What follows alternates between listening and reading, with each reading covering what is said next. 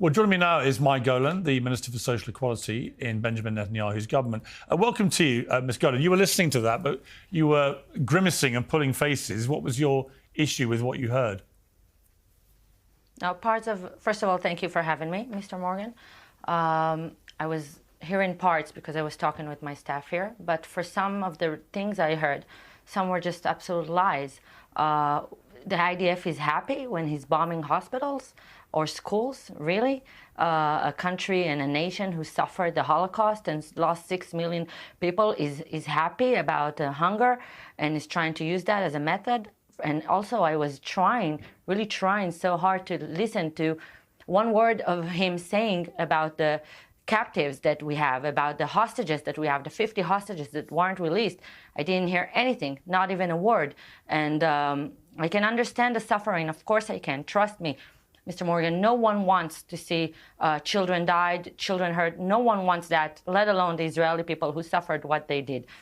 But for them to say that we are doing it in order to hurt specifically innocent civilians is an absolute lie.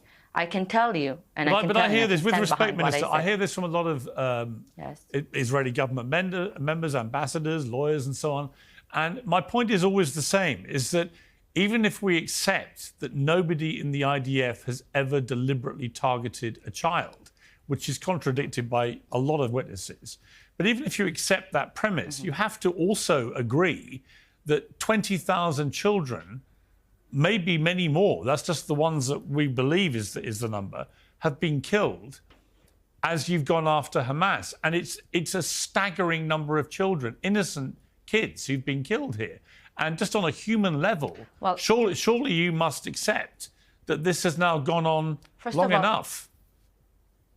First of all, on a human level, I can tell you, not 100%, 1,000,000%, that we take no pleasure whatsoever not in seeing anyone innocent in Gaza who died, let alone our holy and hero soldiers and our innocent people. But let's put some things in perspective, and I would like to answer that, you know, as much as I can, that would satisfy you, because hearing the interview before, it seems like you're coming from one side, and I can understand I don't take sides. The amount of videos you I'm see. not on anyone's side. Okay, And as you probably know, at the start of all this, for many months, I was the one being attacked by the pro-Palestinian guests who came on because they didn't like the fact that I was supporting Israel's right to defend itself, and in fact said it had a moral duty to defend itself. So just because I'm now criticising the Israeli government, let's not pretend that somehow I'm changing sides. I was never on anybody's side. No.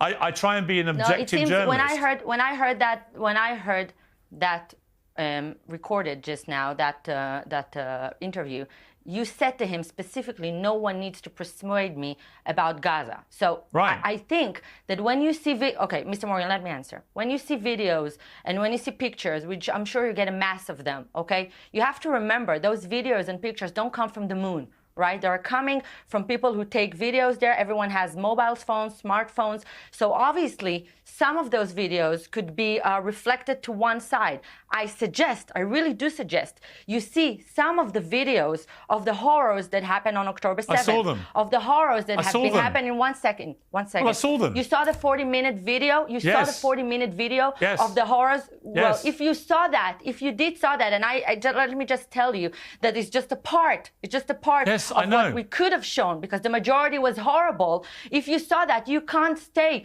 calm in yourself and relaxed about what Israel and the Jewish nation have to endure for the last 75 years. We have women that are being slaughtered and raped in the most brutal way. I'm, as the Minister for Social Equality and the Advancement of Women, I just heard the person that you interviewed mocking about it and laughing about it. What he was laughing about. No, hang on. He was laughing and mocking. You asked him. You mustn't mischaracterize it. You mustn't mischaracterize it. Okay.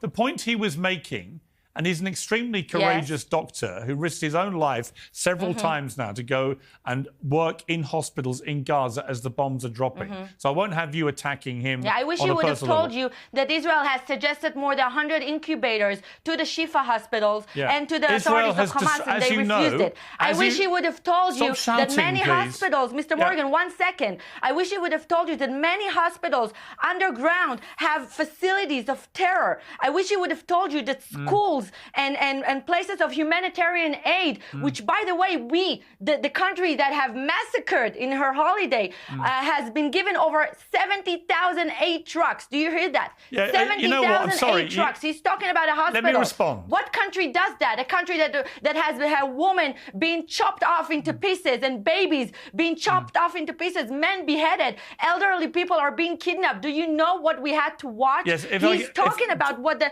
Gazans are being through, but what about the Jewish nation that have buses been blowing up for the last 70 years? Yes, okay. Let me respond. As I said to you, for a long time in this war, I defended Israel's right to defend itself. But that right to self-defense has now been consumed by senior members of your government, your colleagues, Smodrich, Ben-Gvir and others, extreme right-wing members of that government, who are now talking in a very brazen and very open way about what they really want to happen, which is, in their words, cleansing Gaza of all Palestinians. That is ethnic cleansing. That is a war crime. So you may not say that, or maybe you will, but your colleagues are saying that, and they want to cleanse Gaza, as they put it, of all Palestinians. That is not self-defense. That is ethnic cleansing. So you can play the moral argument against me about October the 7th, but it's pointless. I don't need to play the moral argument. Well, let me explain. Let me explain. I have said repeatedly, if I may finish my sentence, I have for 20 months. I hear you in delay. Don't get angry, Mr. Morgan. I hear you on delay. Okay. But don't get angry. I hear you on delay. You're the one getting angry. I'm trying to get a word in. I'm not. Right, let me finish my sentence, if I may. For 20 months, as anyone who's watched my show will tell you, and I would suspect you haven't watched it much, or you wouldn't be questioning what I feel about October the 7th. To me, it was one of the most heinous terror attacks of modern times, an absolutely despicable assault on predominantly innocent women, children, grandmothers, grandfathers, in the most repulsive, horrific, atrocious manner. And Hamas, to me, are a disgusting terrorist organization who lost any right to govern for another second in Gaza the moment they perpetrated that act of pure evil. However, and it's an important however, what the Israeli government has been doing in the last few months in Gaza has now, to even its closest allies, become something they cannot defend. And you know this. When you do a 3-month blockade of food, you all boast about how much aid you're giving them. You blocked most aid and food for 3 months to an already starving, impoverished people Mr. Morgan, you're who saying have been rained with bombs I need to remember now to for comment 20 about months. all of them. That is actually not a not. right thing to do. That's right? a complete lie. It's not a lie. It's a lie. It's not a lie. The blockade is not a lie. And if you let me comment, you say so much accusations. You have to let me comment about some of them. So there was no blockade. First of all, let's start with the Smotrich. Okay, wait. You said a lot of things. I want to comment about all of them. If you let me, I would be more than happy. Okay. First of all, let's start about Smotrich and Ben-Gvir, what you said. Now, Mr. Morgan, I don't need to explain to you, who I have been watching his show and for many, and been watching your professional career for many years, by the way, and do have evaluation for everything that you say and for what you believe in, which I really think you are being misled. That is why I came here on this show, not because I think anything else. Now, I would be really happy if you let me finish some of the points I want to tell you. First of all, regarding Smotrich and Ben-Gvir, you have to know, with all of your profession, that there is two kinds of politicians. One, like you interviewed, for instance, Naftali Bennett, an interview I did watch, who by accident forgot to mention that he launched a party just a month ago, and forgot to tell you that he signed so many declarations before he became a prime minister and didn't held up to any of them,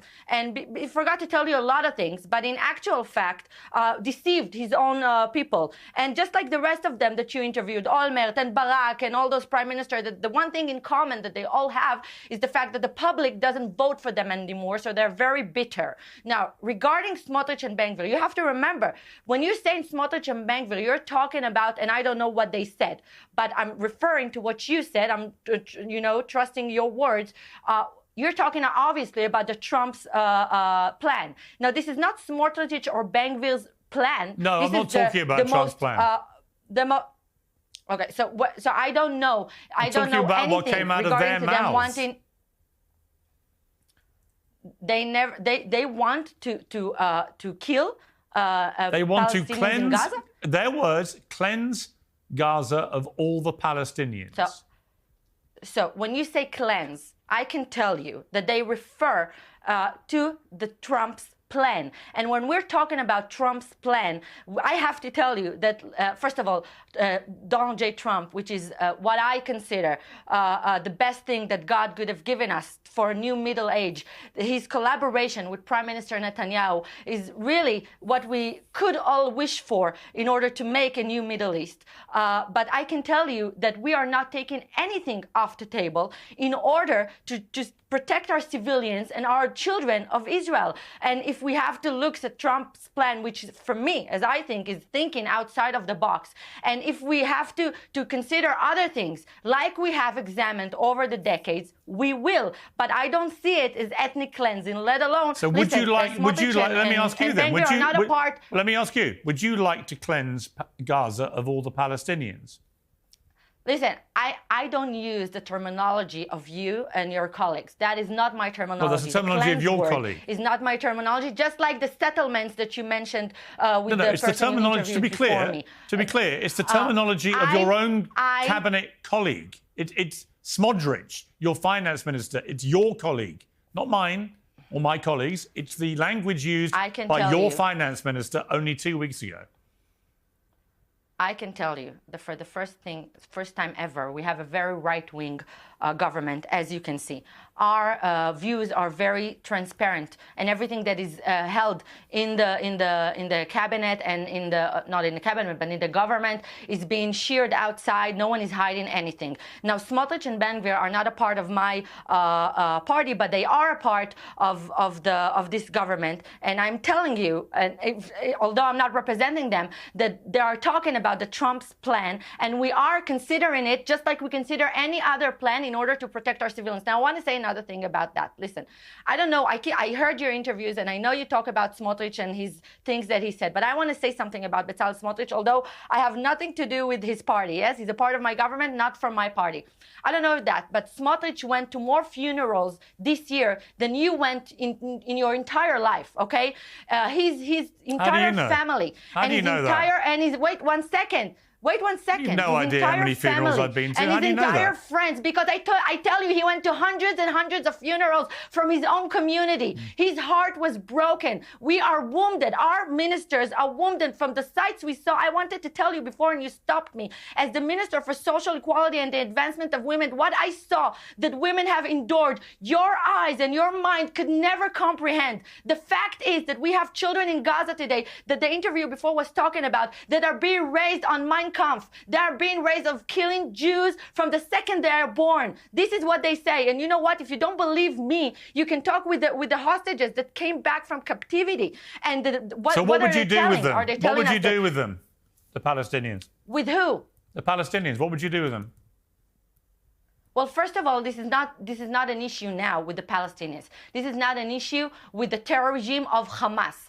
In my idea, I'm asking you what you would do with the Palestinian population. What would you do with it? I don't know. Would you like to accept them, or we eliminate the terror of Hamas? Would England accept them? Well, let me read you. Maybe another Arab let me country? remind you of some of the things that you've said yourself. Yeah. All right, during an October 24 rally in support of Jewish settlements in Gaza, you said there should be another Nakba, referring to the 1948 Palestinian displacement of hundreds of thousands of people.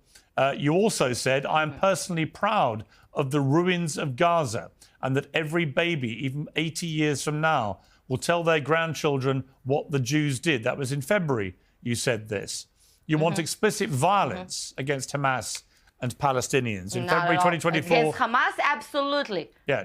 Absolutely. Okay. We want to eliminate every terrorist of Hamas. Let me tell you that. Hang on, I haven't finished yet. I haven't finished. Sorry, I haven't finished. When we say, Mr. I haven't Morgan, finished yet. Oh, you in haven't December finished. 2023, Please. you said, I don't care about Gaza. I literally don't care at all.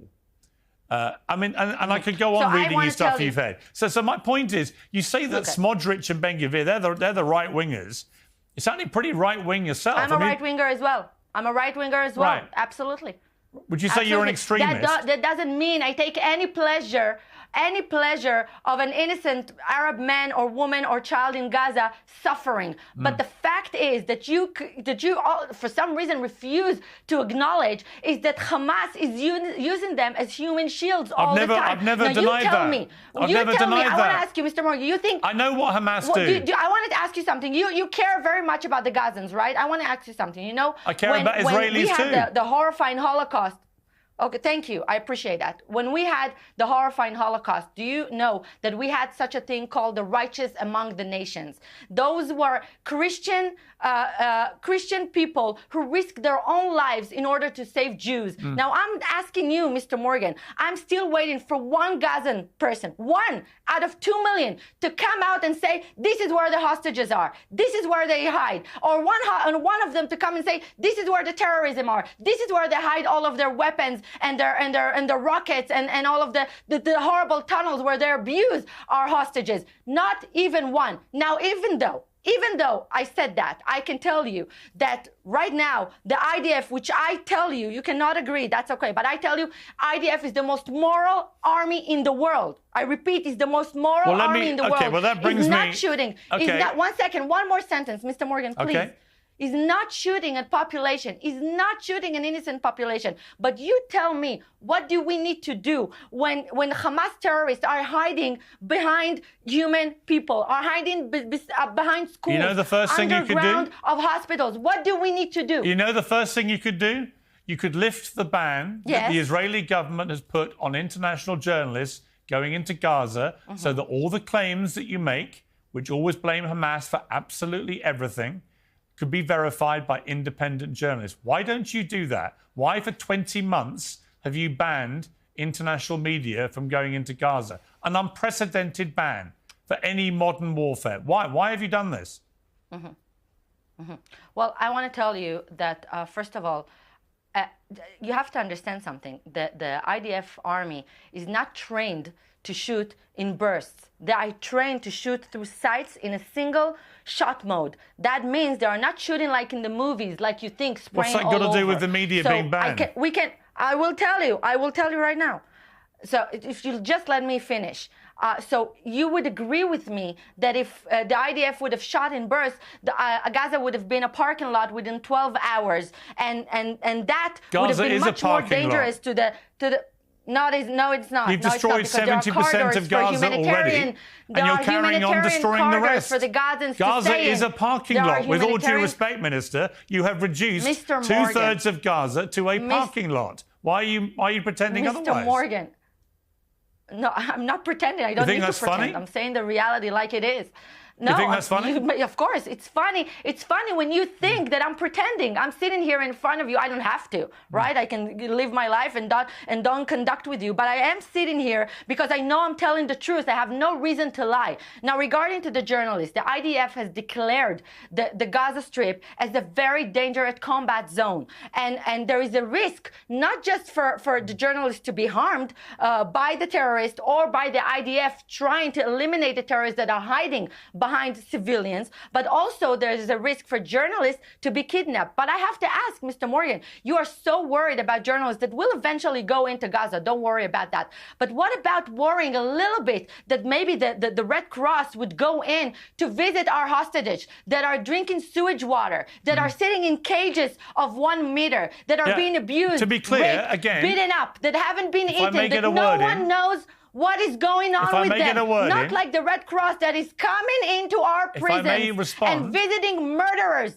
Arab murderers. They are visiting them. If I may respond, I agree. Yes. The hostages should be released. It is disgusting they were taken in the first place. It remains disgusting. It is horrific that Hamas holds the families of these hostages through this unbelievably unbearable 20 months of hell. I hope that clarifies my position on hostages. But you talk about the IDF being the most moral army in the world. On Friday, the Israeli publication Haaretz published a story claiming the IDF are deliberately firing at Palestinians at aid distribution centres. Soldiers from the IDF told the publication that commanders ordered troops to shoot at crowds to drive them away or disperse them, even though it was clear they posed no threat. More than 400, maybe 500 people have been killed, apparently, in this manner. Benjamin Netanyahu, of course, immediately said all of this was malicious falsehood designed to defame the military. And the Israeli military has launched an investigation into possible war crimes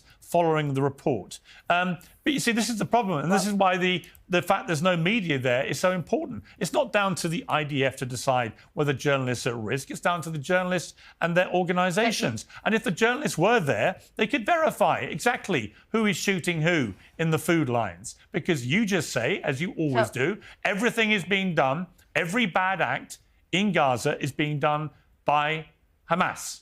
And everybody else says, no, actually, the IDF are doing a lot of bad things too. But the only way to really get to the bottom of this is let the journalists Who's everybody else? Pretty much everybody else. Pretty much everybody. Everybody else. The only journalists allowed to operate, of whom you've killed nearly 200, the Palestinian journalists, they, of course, are the only journalists that can actually get any reports out because they're the only ones allowed in because they're already there. You have the United Nations. You have allies like the UK, like France. You've got America now who wants to bring this to an end. Pretty much everybody around you. And here's the irony for this.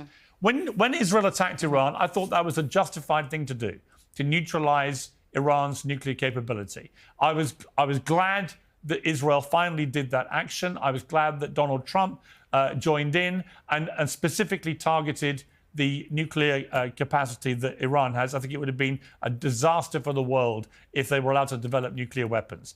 But the way you went about taking on Iran, the way you went about taking on Hezbollah, bears no relation to what you've done in Gaza. You're just obliterating Gaza, and you don't really care how many civilians are dying in the process. You say you do, but you don't really. That is a lie. You can stop really. saying that. Just the fact that you... Listen, Mr. Morgan, because if you repeat something again and again and again, it won't make it true. That we don't want to kill innocent civilians in Gaza, period. But I'm telling you again and again that once they hide under human population and we have to eliminate terrorists, we have to do what we have to do. And I don't remember you asking the allies that you were talking about in World War II if they were hiding about how many children died when we eliminated the Nazis. I don't remember that. You know what? I don't remember in any mid-war where you count numbers, but you obviously emphasize on on what's going on in Gaza. Now, the difference, the difference between Gaza and Iran and Hezbollah. Wait, you asked such a long question. You can't let me answer in 1 minute. How many Hamas have been killed? The difference, I will answer. Let me finish.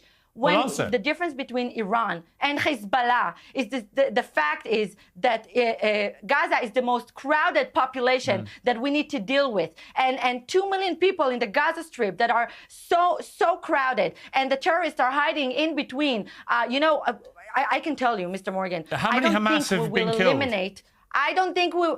I don't think we will eliminate every Hamas person because we didn't eliminate every Nazi person. But how many Hamas have you killed? I'm not going to go into specifics with you. I'm going to tell you as a government member. I'm not going to. We'll end this war. And you'll know everything. You'll be able to go in. You'll be able to hear all the numbers. If you don't know how many you've killed, how do you know how many are left to be killed? Because I can first of all, I know, and I'm choosing as a government member to not tell you that because I know that once you get some knowledge, you turn it. Of course I do. I'm a government member. But I can tell you. What do you mean? How many terrorists we killed? Yes. I can tell you that we have more. We have many more. Well, how many? This is what how many? The reason. I will not tell you. I will not tell you. So you know, but you won't tell me. But the reason. Okay. Yes, exactly. How many civilians have you killed? The reason How many that civilians we are have you killed? trying to eliminate is that you can ask it again. I will not answer. How many civilians have you killed? Do you By know? the way, Do you know how many civilians you've killed? I don't know. I don't know. I don't know. The So you civilians, do I know don't how many terrorists you've killed? You've no idea how many civilians because you've we killed? have the difference is that we have a list of terrorists that we want to eliminate. We don't aim to kill innocent people in order. We don't have a list of them. Okay. But I can tell you, I can assure you that the IDF is trying to avoid as many innocent casualties as possible. Minister, and therefore, you know what, Minister? It's not doing a very good job of avoiding killing innocent people. That is rude of you to not let me finish, Mr. Morgan. Yeah. Let me finish one sentence. I can tell you that the IDF, every time it needs to eliminate a terrorist, it tells the population to go to this humanitarian corridor or to this humanitarian corridor. They alert them in advance, unlike the terrorists who shoot at us and shoot at an innocent population, murder children and women and elderly and men and everything in their power they can. By the way, they eliminate many foreigners, dozens of foreign nationalities on October 7th. What on earth did they do to them? So eventually, I just want to tell you that the IDF has no willing whatsoever to shoot at an innocent population when they want, in actual fact, to save the Gazans from the real occupations of the Hamas terrorism who abuses them. And I wonder if you see those videos that the Hamas people are, that the Gazans are freeing in the WhatsApp and in the social medias when they're saying Hamas won't let us out. Hamas won't let us take the humanitarian aid. Hamas is killing us if we're just daring to talk. And if you think that Hamas is a legitimate ruling, then I don't know what to say. But if you don't, and I think you don't, then you should be thanking us, like the rest of the world, for freeing the Gazans from the Hamas ruling, which is a Nazi terror of our days. I started this interview by saying Hamas should not obviously be in charge anymore. But I also think the IDF should stop what they're doing in Gaza now because too many innocent people are being killed. And I'm afraid I don't believe what the IDF or the Israeli government is now saying about what's happening in Gaza because you won't let the media in to verify it. And in my experience, there's a long history of being a journalist. When people stop journalists going into an area like Gaza during a war, it's because they don't want people to see what they're doing there. They've got something to hide. Anyway, I've got to leave it there. That's correct. May Golan, thank you very much indeed for joining me. I appreciate it.